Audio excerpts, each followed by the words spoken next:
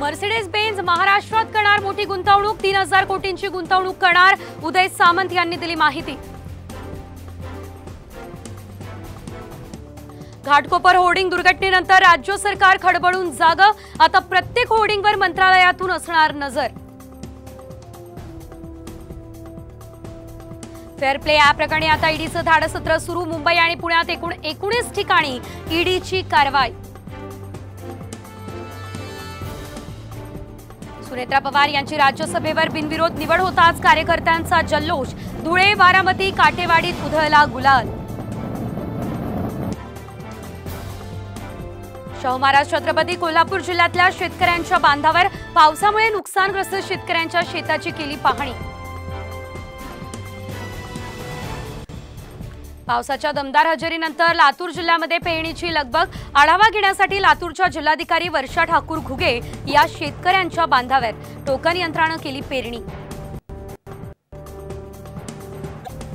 कल्याण डोंबिवलीमध्ये पावसाची जोरदार हजेरी, यामुळे लाक्षणिक उपोषणासाठी बसलेल्या पालिकेच्या परिवहन उपक्रमाच्या कर्मचाऱ्यांची तारांबळ। कल्याणमध्ये आधारवाडी परिसरात पावसामुळे चिंचेचं झाड कोसळलं, घराशेजारीच झाड कोसळल्यानं एका शेडचं मोठं नुकसान।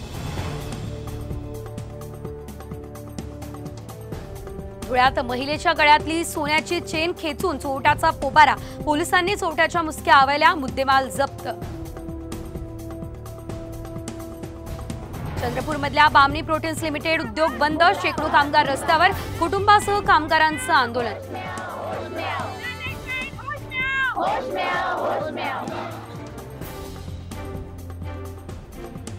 नंदुरबारमध्ये गोमाई नदीवरच्या पुलावर खड्डे, दुरुस्तीमुळे वाहतुकीसाठी पर्यायी रस्त्याचा वापर, एसटीच्या तिकिटासाठी अधिकचे पैसे मोजावे लागल्यानं प्रवासी त्रस्त।